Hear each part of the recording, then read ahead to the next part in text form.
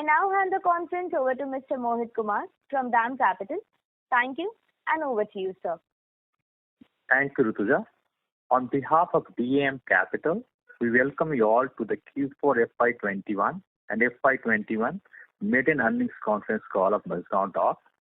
From the management team, we have with us Chairman and Managing Director, Vice Admiral Nayan Prasad, and Director of Finance, Mr. Sanjeev Singh. Over to you, sir. Thank you very much. Very vibrant good afternoon to all of you. It is indeed a matter of great honor, pride and privilege for me. This call is now being recorded. To welcome you all for me to present the credentials of Mazagon Dock Shipbuilders Limited. As you all are aware, I'll give you a small short glimpse of what Mazagon Dock Shipbuilders stands for, and then we will take all the questions on your financial or otherwise sector. Mazagon Dock Shipbuilders Limited is the oldest shipyard in India, with inception in 1774, incorporated in 1934, and taken over by the Government of India in 1960. MDL is the only shipyard in India to have built destroyers and two different types of conventional submarines for the Indian Navy, and is also one of the unique shipyards in the world with such diverse range of products. From the time it was taken over by the Government of India in 1960, MDL has built 796 vessels, including 25 warships and 4 submarines. The first warship built by Mazagon Dock Shipbuilders Limited was commissioned into the Indian Navy way back in 1972, and the first submarine in 1992, which demonstrates our resolve towards Atmanirbhar Bharat and Make in India initiatives since that time. In commercial sector, MDL has also built 631 vessels comprising cargo ships, supply vessels, water tankers, tugs, dredgers, fishing trawler, barges, etc. Besides all these, 63 number offshore platforms, 3 process platforms, and 2 jack-up rigs were also built here. And out of these vessels that we have talked about 243 vessels have also been exported to Mexico, France, UK, Iran, Yemen, Mozambique, etc. MDL recent deliveries are the Project 15 Alpha destroyers, INS Kolkata in 2014, INS Kochi in 2015, INS Chennai in 2016, and 3 Scorpion class submarines, Khanderi and above. And let me assure you, these orbits constitute the sharpest combat edge of the Indian Navy in both the fleets as of today. MDL's strategic location on west coast of India, connected with busy internal maritime route from Europe to Pacific, and at the center of sea lanes of a commercial with rich industrial ecosystem and easy access to trained and disciplined workforce, provides strategic advantage over PS. As we are talking right now, MDL has a robust order book of roughly about 49,744 crores, which essentially comprises of foreign number Project 15 Bravo destroyers, Project 17 Alpha stealth frigates, and 6 Scorpion submarines, of which 3 already have been delivered. It also includes medium refit and life certification of submarines. With a strong future outlook as per our Maritime Capability Perspective Plan for Indian Navy and the Coast Guard, which essentially comprises of, we have already submitted the bids for about 2,800 crores, which are likely to fructify in a horizon of about 1 to 2 years, which largely pertains to 3 cadet training ships requirement from the Indian Navy and 8 fast patrol craft and 12 air cushion vessels from Coast Guard. So these are the ones where the bids have already been submitted. Besides that, in the next 1 or 2 year horizon, we have another about 35,000 worth crore of orders for which we will be submitting our bids. Now, these are the ones which are going to see the day of the light in the next 1 to 2 years. But the big ticket items which I am talking about right now essentially comprises of construction of 6 in number conventional submarines, which is P-75I project, which is costed at about 50,000 crores. And just last week, the acceptance of necessity by the Defence Acquisition Council has been already released, and the RFP is going to be released in about another 6 weeks' time. So this is about 50,000 crores, and MDL is a very, very strong contender along with Messrs. L&T for this particular project. In addition, we are also expecting another big ticket item of construction of 5 in number new generation destroyer, which is costing at about additional 50,000 crore. Now, these are something that I have talked about just now. In the export sector, bids worth about 1,800 crores are being pursued with Argentina and also the Suez Canal authorities for construction of 4 in number offshore patrol vessels and 1 floating dry docks. So this is what MDL stands for with respect to the current order book that we are executing, and the ones which are there in the horizon, short term and long term horizon which is there. Now, as regarding all the financial queries which are there, I would request to take your question and request Mr. Singhal, our Director of Finance, to address you. Thank you very much. Good afternoon, everybody. Just to start with, the financial results are already out and they are on the net available. I presume these must have been examined and witnessed by all the participants who are present here. Still, for the sake of brevity, the standalone revenue from operations recorded for the year 2021 is 4049.69 crores. And the profit after tax recorded is 479.60 crores. As far as the revenue is concerned, there is a drop of around 18% corresponding to the previous year. Are you able to listen to me? Yes, sir, we can hear you. Please go ahead. Compared to the previous year, there is a drop of 18%. However, considering the pandemic period of we lost the entire first quarter, and the initial assessments were that there could be a drop of between 25 to 30%. So a substantial ground was covered, and the drop at the final stage is around 18%. As far as the PAT is concerned, there is a slight improvement compared to 409 crores last year. We have recorded a profit of 479.60 crores. We can start the question answer session. Thank you very much. So we'll now begin the question and answer session. Anyone who wishes to ask a question may press star and 1 on the touchtone telephone. If you wish to remove yourself from the question queue, you may press star and 2. Participants are requested to use handsets while asking a question. Ladies and gentlemen, we will wait for a moment while the question queue assembles.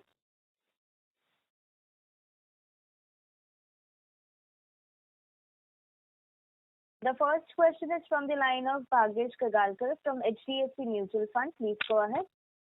Hi, sir. Hello. Can you hear me, sir?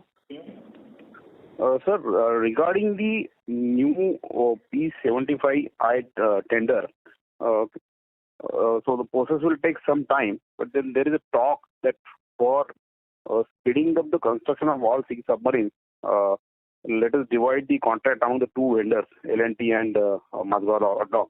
That's just talk in media circles. Just as the P-17 Alpha was divided between you and Garden Reach, essentially. So what's your view on this, sir? And in terms of margins, this will be a competitive tender. So what's your sense, sir, on this? That's a very pertinent question which is being talked about in all the fora right now. The government approvals which have been accorded. We are yet to see the recorded minutes of the meeting which has been done by the Defence Acquisition Council only on last Friday. What they've approved is construction of 6 in number submarines, and there is a value which is attached to that one. And in that approval, they are talking about construction of 6 in number conventional submarines by one individual firm, which will be the strategic partner. In that, the approval is not there that there is going to be a joint collaboration or dividing between the two of them. But as what you have rightly brought in, current strategic scenario that pervades everywhere and the geopolitical developments, because any submarine, which is all 6 submarines by any of the strategic partner, whether it is Majgaon Dock Shipbuilders Limited and L&T. So the timeline which emanates is about 1 year of build. I'm talking about all time period after the contract has been concluded with whosoever is the firm. So 1 year is given as a time period for the preparatory period, and after that another 7 years to build the first submarine. That makes 1 plus 7 is 8 years, and subsequent every other submarine has to be at a duration of about 12 to 15 months. So that is the entire cycle. So if you look at that way, if there's one company who is building all 6 of them, it is going to be that expanded over a period of time. But strategically, if the nation wants all the submarines, which is the requirement of the time, looking at the decade fleet of submarines that we have, in case they want to decide the top leadership of the government, then it could be divided in some ratio. It could be 3, 3, 4, 2, 2, 4, whatever is there, to accelerate the production. So that possibly could be there. It is a possibility which cannot be disposed of. But there is no confirmatory till now. Sir, and regarding the margins, this is a competitive tender. And also, can Mr. Singhal comment on the pass-through clauses in the current order book? It would be right now without the RFP, it would be difficult. Like in the current contracts also, there are number of components. There is a fixed cost component where the price quoted by the company is fixed along with the scope. In addition, there is a variable cost component which is in respect of the items for which the specifications have not been frozen. And this is entirely borne by the Navy. So right now we would not be aware what is the fixed price component and what is the variable cost component being targeted by Navy, or what is the level of preparedness at the with the Navy. Unless until the RFP is out, and what would be the buyer furnished equipments, there would be certain equipments that may be furnished by the buyer, that is the Indian Navy. So what all costs have been computed in this 50,000 crores, until the RFP is out and details out the broad scope, how much would be the fixed cost component, how much would be the variable cost component, what would be the equipments that would be made available by the Navy. It would be difficult to take a call with respect to the margins. And further, as CMD has apprised you, right now it is the entire contract is proposed to be placed on a single bidder. In case there is a further refinement to this, or in case 2 bidders are there, then automatically the competition is not there. The pricing parameters would change. In case it is a competitive scenario, pricing parameters would be different. In case it is a nomination scenario, again the pricing parameters would be different. So until these issues are clearly placed before us, it would be difficult to decide on the margins and the pricing methodology. Okay. And one last question on this tender, sir. The AIP partner means Mazagon is ready to work with any other 5 partners. So we are working with Naval currently anyway for Naval Group for the current submarine. But for the AIP, what is the view? This independent propulsion system, which is a niche technology and harbored only with few of these OEMs across the world,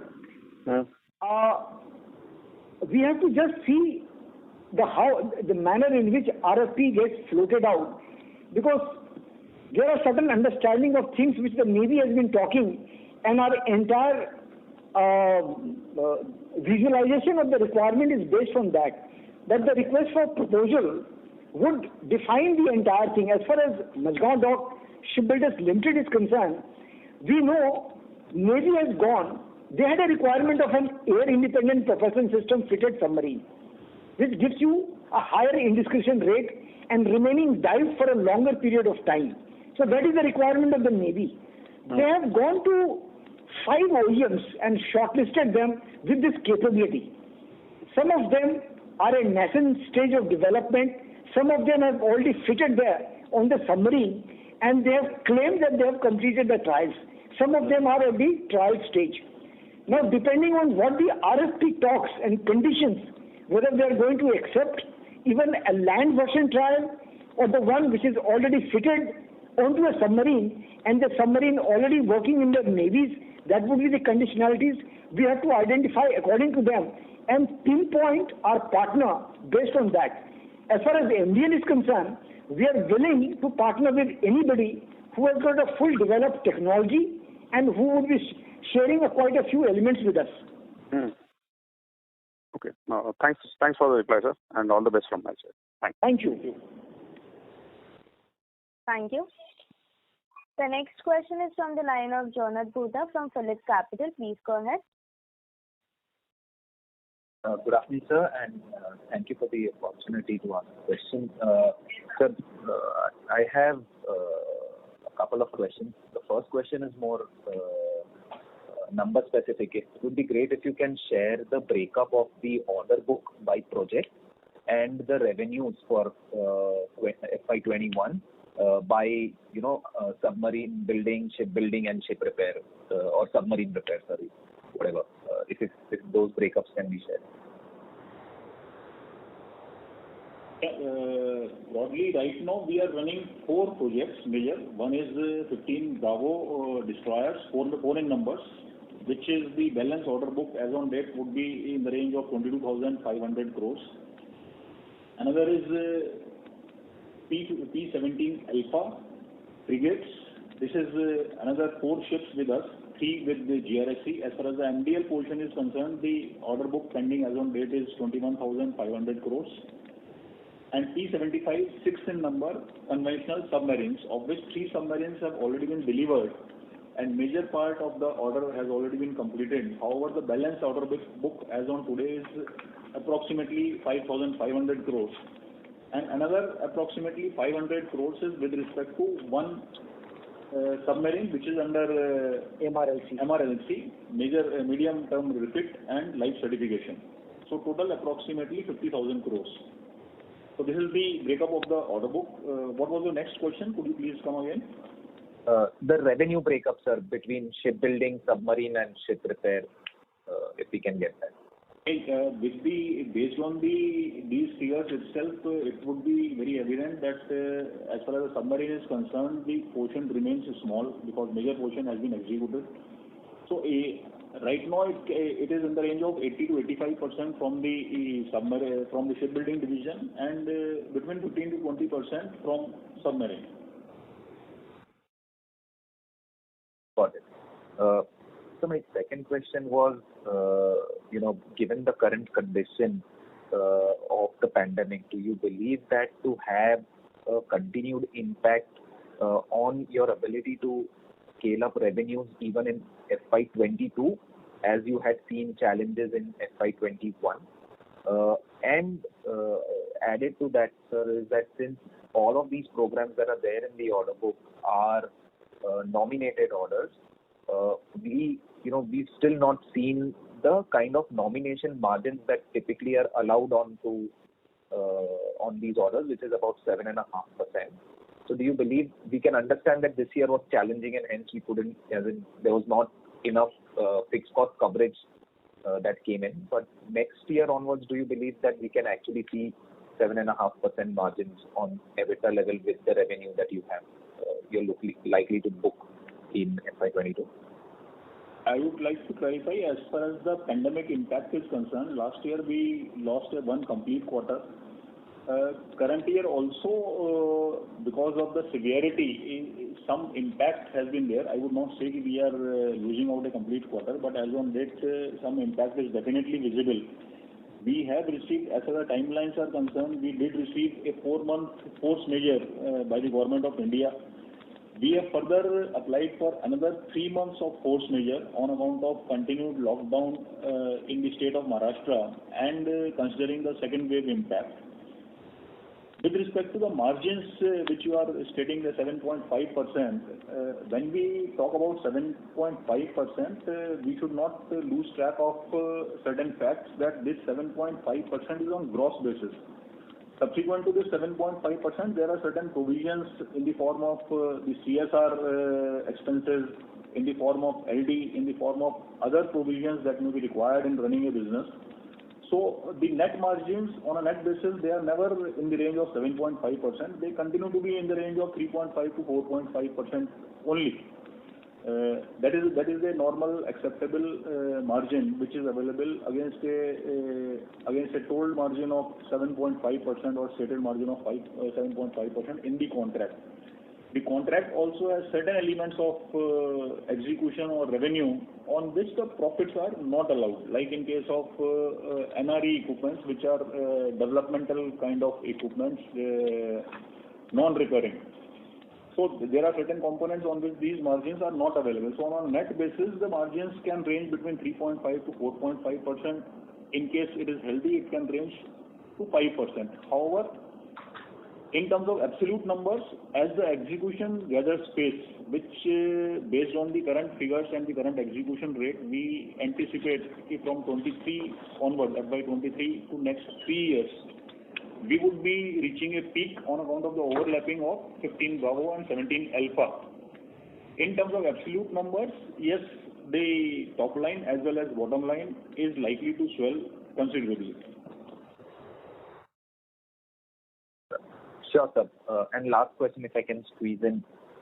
Sir, like you said that every contract has a fixed price and a cost plus variant to each. So, it's not cost, it's a variable cost. Okay. So does 15 Bravo and 17 Alpha also have that portion where there is a fixed price component and there is a... Yes, the fixed price component is normally 50 to 55% and the variable cost component is between 45 to 50%. Got it. Fine, sir. That is helpful and I'll come back in the queue. Thank you. The next question is from the line of Swacha Jain from ANS Wealth. Please go ahead.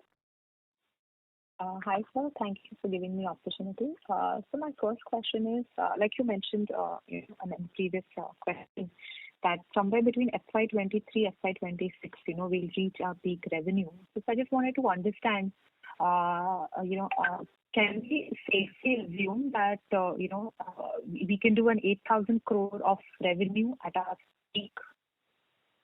Yeah, that is a definite possibility. Okay. And so my second question is, in earlier calls you had mentioned about a new shipyard coming up at Nhava Sheva. So could you just update us what's the status there?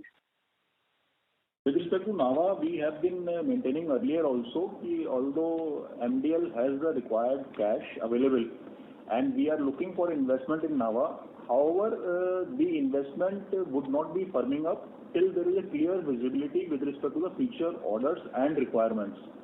As far as the submarine is concerned, even with this P75I, right now the current the yard at its present location is capable of handling 11 submarines at a time, and by the time these order P75I gets fructified and the execution starts, the existing order of submarines, 6 number submarines, would be definitely completed.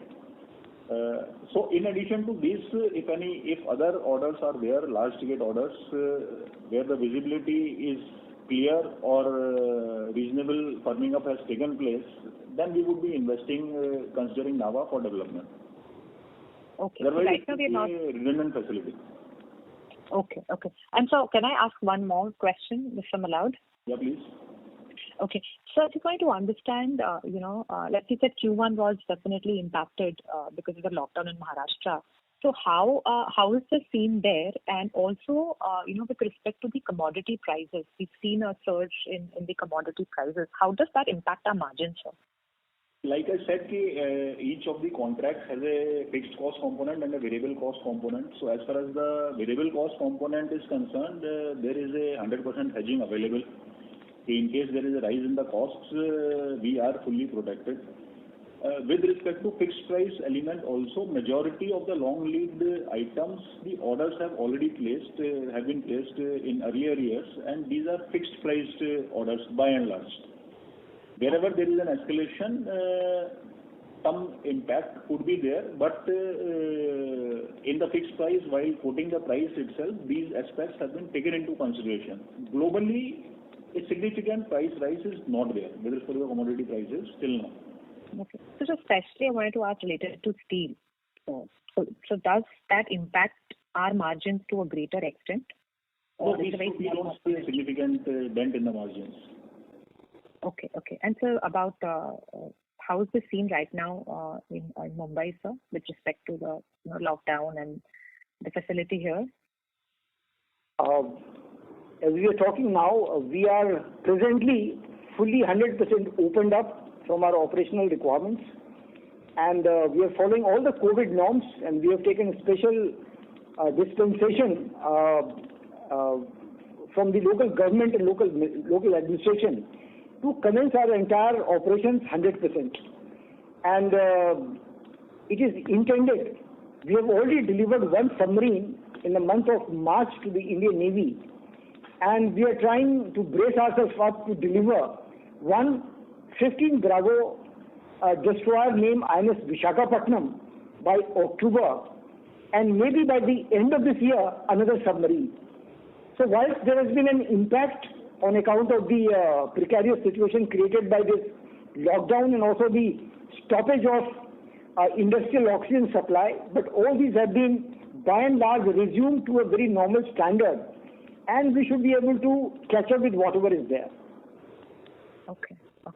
Fine, sir. Thank you. So I have 2 more questions. I'll join back with you. Thank you very much. Thank you. The next question is from the line of Dixit Doshi from Whitestone Financial Advisors. Please go ahead. Yeah, thanks for the opportunity. So firstly, so if I say, so you mentioned that in FY23 onward, 3 years we will see a good jump in the revenue. How do we see FY22? Because so if I see from last couple of years, our top line is around 4,000 crore, and in balance sheet we have advances from customers of almost 14,000 crore. So I assume that even FY22 should see a good growth over FY21. As far as FY21 is concerned, we definitely believe the FY22 is going to see a growth. Right now, we started the year with better expectations. However, right now, I just say the FY20, we registered the highest revenue of MDL, that was 4,900 odd crores. As far as 22 is concerned, we feel we should be somewhere between FY20 and FY21. Okay. Second question is, sir, in terms of this other income, so I assume that this is obviously interest earned on whatever deposits or whatever advances we have from the customer. So it is by and large built into the order when we bid it for the order, and therefore it is more or less operational income only. Is that the right way to look at it?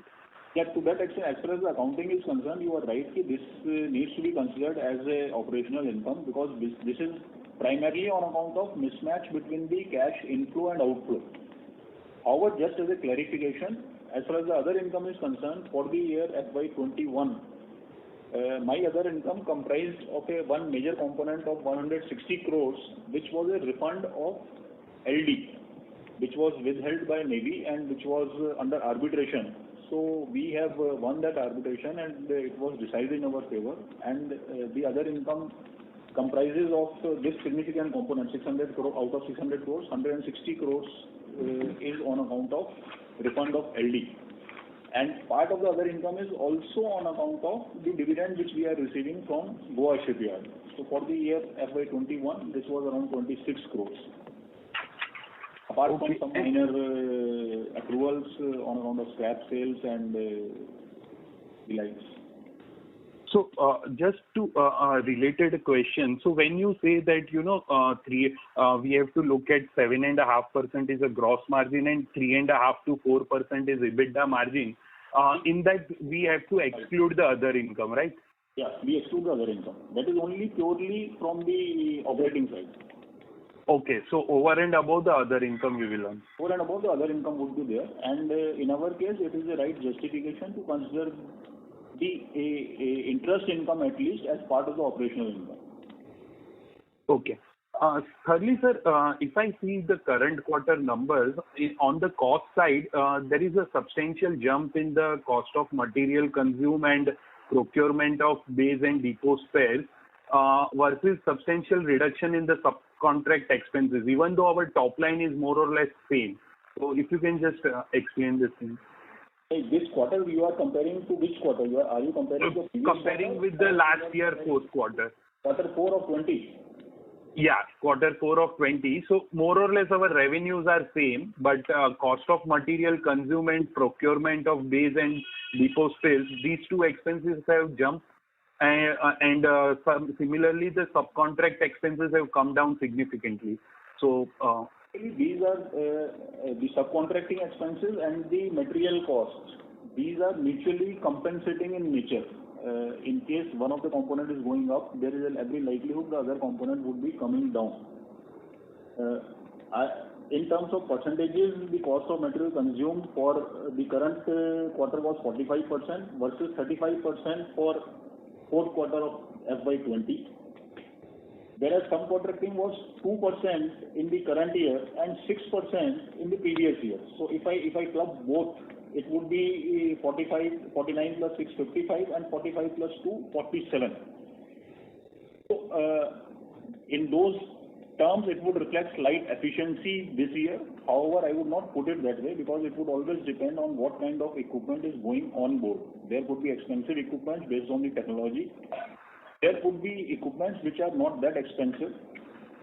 With respect to B&D spares are primarily bought out items in the nature of spares. These are base and depot spares as the nomenclature, and these are bought out items based on the naval requirement and clearance. So as and when they are procured, they are handed over to the Navy and revenue is booked. So this would always fluctuate depending upon the requirements. Okay. One last question from my side. So you mentioned these two orders of 50,000 crore of P-75I and 50,000 crore of 5 destroyers. So I understand, so is it the understanding right that in destroyer we will be the only player in the country, and in P-75I only we and Mazda, L&T can do this, and there will be no other bidders? By and large, your understanding is correct. As far as P-75I conventional air-independent propulsion-fitted submarine is concerned, right now they are the two players as declared by the government.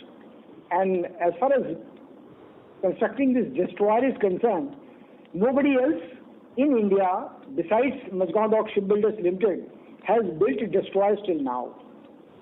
In fact, I would like to supplement with respect to submarines also. Although 2 bidders have been shortlisted, as far as the practical experience is concerned, only MDL has successfully 2 different types of submarines till date in India. Okay. Okay, that's it from my side, sir. Thank you. Thank you. The next question is from the line of Venkatesh Subramaniam from Logic 3. Please go ahead. Thank you, sir. My question was answered. The previous participant had asked us. Thank you. Thank you.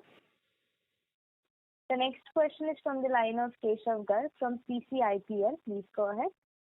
Sir, very good afternoon to you. And sir, wanted to understand that we have a contingent liability of around 45,000 crore, and out of which the major portion is indemnity bonds issued by company to customers under various contracts, approximately 43,000 crore.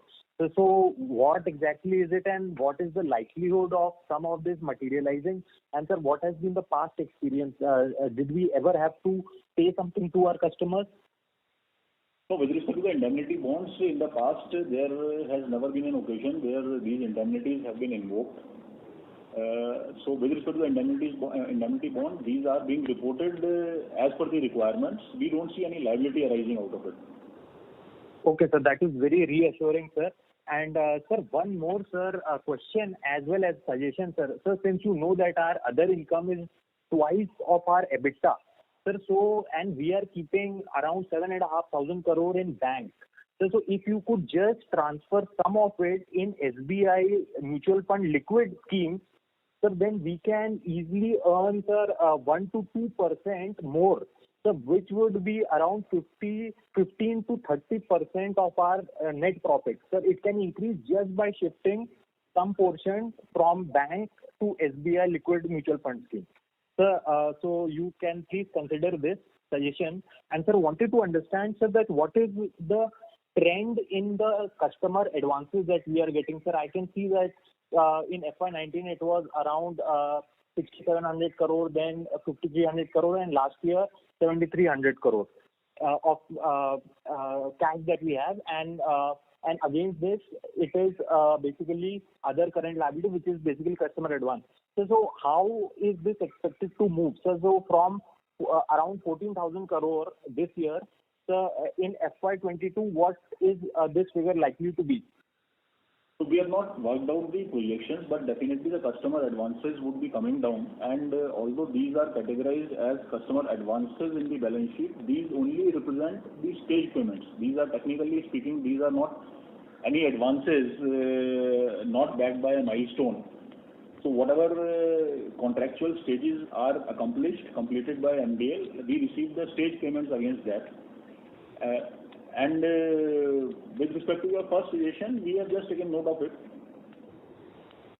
Okay, sir, that is very great. And sir, just wanted some clarification. So you are saying that the customer advances will actually reduce, sir. I thought they will increase because that's been the trend in past 3 years, and also since our turnover is going to increase, so I thought that maybe the advances will also increase.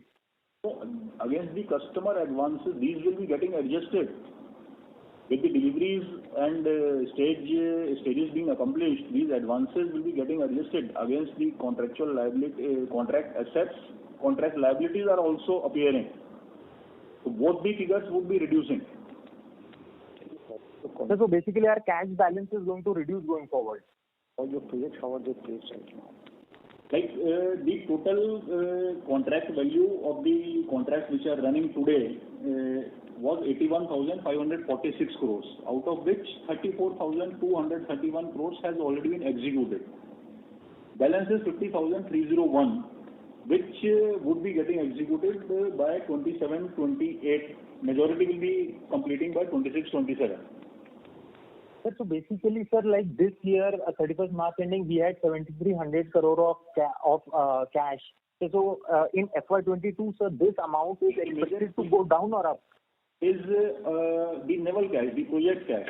As far as the MDL cash is concerned, it is roughly around 1,000 crores, free cash. Okay, sir. Thank you very much and best of luck. Thank you. The next question is from the line of Jonas Bhutta from Phillip Capital. Please go ahead. Thank you for the opportunity again, sir.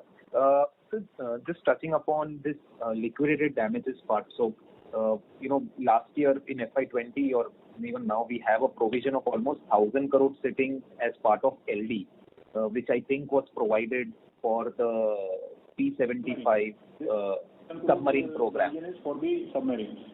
Yes. So, how is this likely to be liquidated? As in, there would be. Do you expect LDs to actually be levied onto you, or you think that this will be written back? And under Ind AS, our understanding was that these have to come back as a write back in the other expenses rather than other income. So just wanted your view on why, we've written back LDs in other income. These provisions were created prior to the Ind AS setting in. So with respect to P75, this continues like this. What you are saying with respect to the accounting of LD, with respect to the current project, that is 15 Bravo and 17 Alpha, this is adjusted against the revenue. So to that extent, your observation is correct. But because this was created prior to Ind AS, on which income tax has already been paid at the time of creation of the provision, so these continue as it is. With respect to the expectation. Now, with respect to what is going to be the realization of this LDs, issue has already been taken at the appropriate level with the Ministry of Defence, and we are expecting a very favorable kind of a thing, because as per the mechanism of the contract, when a project gets delayed, the attributability has to be clearly defined. Now, largely you have been talking about P75I, 6 in number summaries that we have been holding, the project 3 of which has already been delivered, and the first 3 have been delivered with considerable amount of delay. But on the delay, right now, the issue which is being discussed is of almost about 4 years and 18 days of delay. The delay which is being passed on to MDL would be just 1 month and 18 days. So this issue is under deliberation right now. Similarly, this I'm talking about the boat number 2. Similarly, boat number 3, 4, 5, 6 carry similar kind of conditionalities, and we are very hopeful that whilst this LD that we are talking about is very much pertinent, but once we give the explanation to the committee, it will come in our favor of the MDL. Sure. And so this write-backs or as and when clarifications on this are expected to come only once the 6th boat is delivered and commissioned, or this will happen on a progressive as, boat by boat basis? This is likely to happen on a progressive basis based on each boat delivered. Like till now we have delivered 3 boats. So based on these, the dates and the data is formed up data is available. So these 3 are under discussion. With respect to the balance sheet, the provision would continue, and as and when the delivery happens and the data is formed up, this would be taken up with the respective authorities. Sure, sir. This is helpful. Thank you, sir, and all the best. Thank you. Thank you. Thank you. The next question is from the line of Shweta Jain from ANS Wealth. Please go ahead. I just have one follow-up. Another 2-3 questions, maybe another 5 to 10 minutes. Yes, sir. Can I go ahead? Yeah, please. Yeah. So I just have one follow-up question. So with respect to LD provision, so do you foresee any new LD provision or any hit on LD related to delivery of ships in next 1-2 years? Primarily because of the way things have been in last 1-2 years because of COVID. Do you see any new provisions or any new LD kicking in? This would be a regular part of the operations. Like I said, there would be a delay of approximately 7 days, technically speaking, from the contractual date, of which 4 months has already been accommodated by way of grant of force majeure by the government. We have applied for another 3 months force majeure. So till the time that force majeure is not promulgated, actually available to us, a provision may be required based on the delivery dates. So these things kind of would keep on happening as and when the time extensions are available to us. Any provision, if it has been made, it would be reversed. Okay. So can you quantify this? Like if we have to. I hope we don't have to, but if we have to. In Bravo, I think we have already given a note in the accounts. It is under around 834 crores if you consider the max LD. Okay. Thank you, sir. That would be too theoretical. Right, of course. Thank you, sir. Also, just to assure you, I was just talked about the initial projects of the Mazagon Dock Shipbuilders Limited. Like we delivered 3 number project 17 stealth frigates, and they all had a delay of almost about 2.5 to 3 years. The first ship, the LD applicability was nil. The second ship was 60 days, which is about 46.12 crores. Third ship was 30 days, 23.06. So when it comes to delay, the delay attributability is not primarily only because of the Majgaon Dock Shipbuilders Limited. Actually, it is a luxury for the country to build ships with a defense PSU shipyard, because the customer, which is the Indian Navy, has created enough provisions with himself to select items under development. So a very large number of items do not fetch up in time. Similarly, as we move ahead with time in the build period of a platform, there are quite a number of contemporary developments which are envisaged. And state-of-the-art technology is there. Now we have provisions that they give us the modification and also the time period to be undertaken, and accordingly the right hand side can be all extended. So similarly, we have delivered 3 Project 15 Alpha destroyers. They were delivered at a delay of almost about 3.5 to 4 years. The first ship incurred a delay attributable to MDL of only 11 days, which is 9.25 crores. The second ship, 30 days, 25.23 crores, and the third ship, 55 days, which is 46.26 crores. So these are the implications which are there.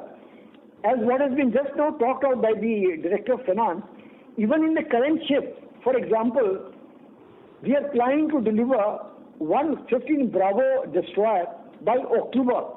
It was supposed to have been delivered by March.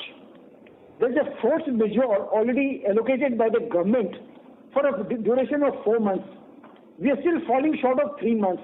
We have already strongly taken with the government of India that within those 4 months, the situation did not improve particularly in Majgaon and Mumbai and Maharashtra. It's continued till 30th of October, and we could open up the shipyard fully only by 1st of November.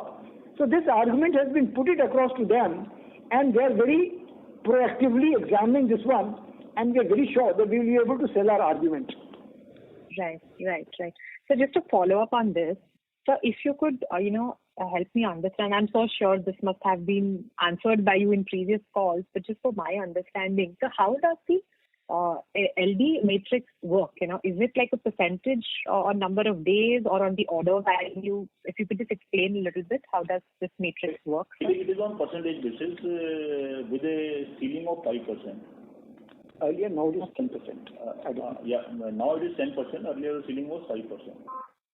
Okay. So it is 10% of the value, right? Value, yeah. Okay. Thank you, sir. Thank you so much. Thank you.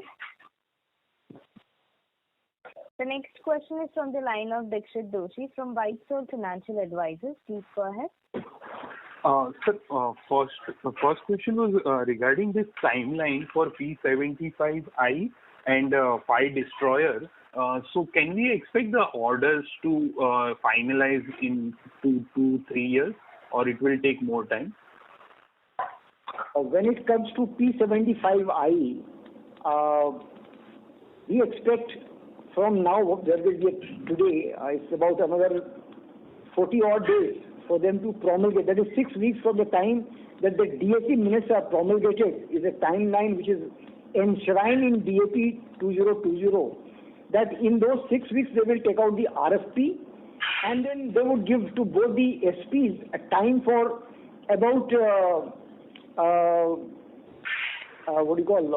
4 months to submit their bids. And by the time, because this has got a field evaluation trials of air independent propulsion system and all, but in rough estimate or in some kind of an estimate, you could understand, because there would be a huge, all these 5 OEMs, their products are to be evaluated. So by the time an order is placed and it has to go through a CCS approval at the naval headquarters, benchmarking process, so this all should minimally take about 3 years for concluding the contract. And if 3 years is the concluding of the contract, you can presume that the first ship would be delivered from there on at an interval of about 8 years. and subsequently at an interval of 12 to 15 months every other submarine.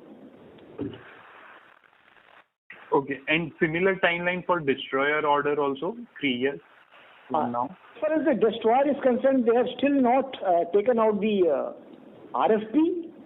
We are hopeful, as per the maritime capability perspective plans of the Indian Navy, and considering the fund crunch on account of the COVID scenario and what is going to be the geopolitical scenario development and where they want to put their thrust, the Navy would decide whether to put it on the destroyers or whether to put it more on the submarines or on the strategic submarine, which is the nuclear submarine.